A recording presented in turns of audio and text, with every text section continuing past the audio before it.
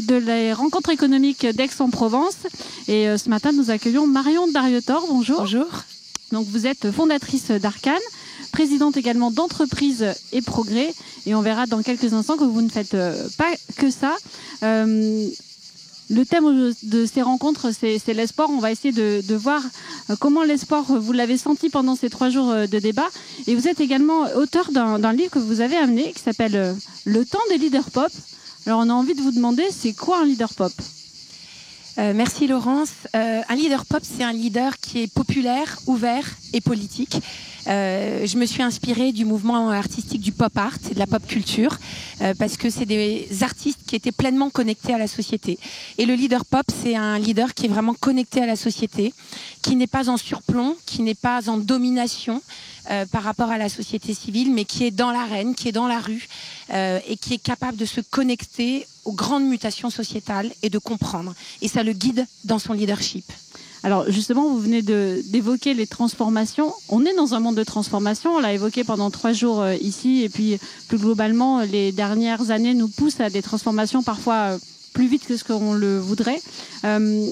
Est-ce que finalement le leader pop, c'est pas aussi la réponse? En tout cas, ça s'inscrit dans ce mouvement de transformation et comme vous venez de le dire, d'avoir peut-être des dirigeants, quels qu'ils soient, politiques mais aussi économiques, qui soient en prise vraiment avec la réalité, le terrain.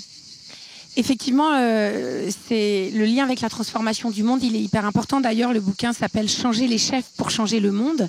C'est un titre un peu provocateur pour dire que si les leaders politiques ou économiques n'évoluent pas un peu, ils vont avoir du mal à se saisir de cette grande transformation.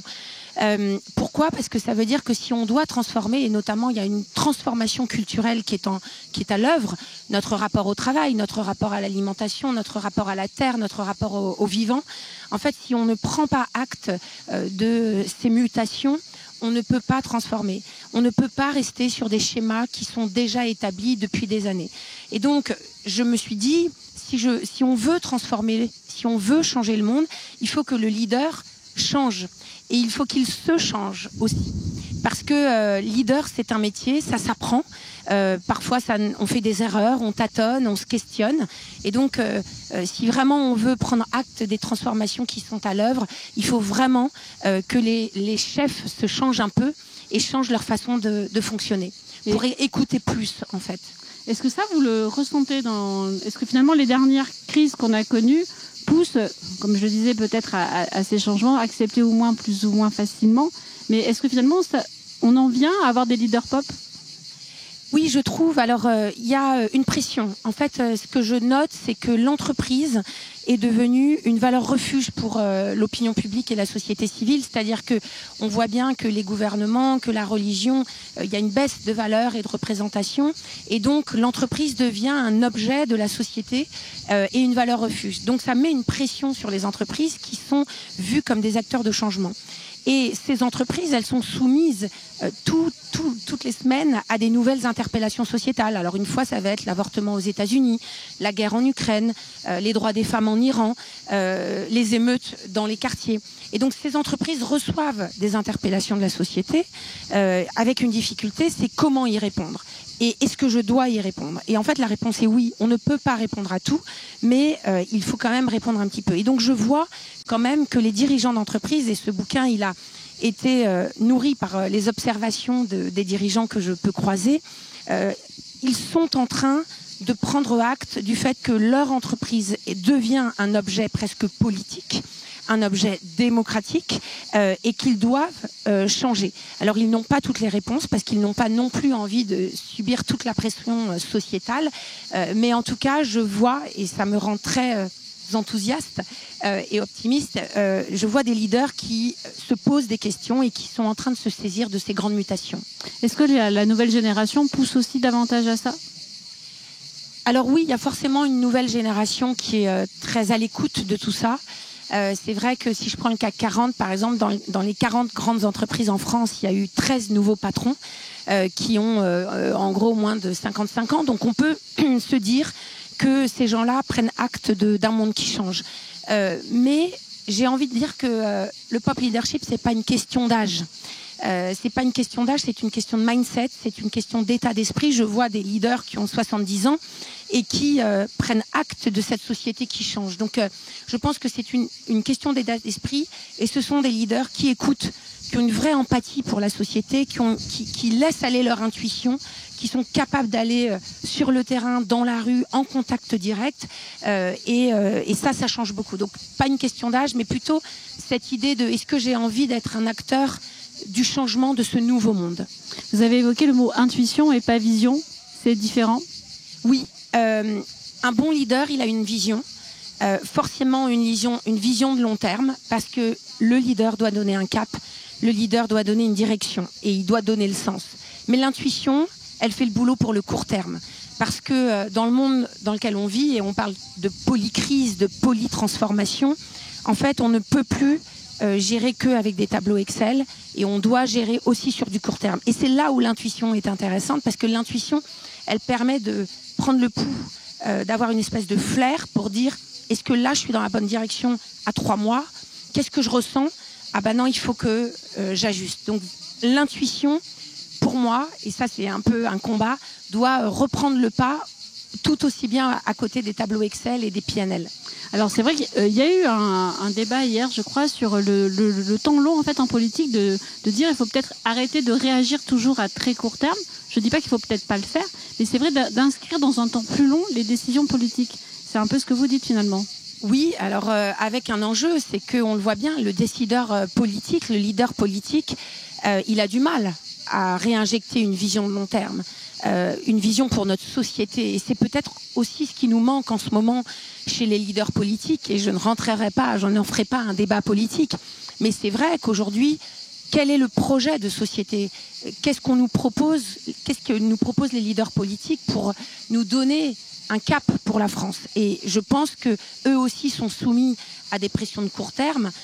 Tous les 3 mois, il y a un nouveau sujet. Là, à Aix, tout le monde parle du remaniement à venir que tout le monde attend. Comment on gère, quand c'est une succession de remaniements et d'enjeux politiques, un projet de long terme?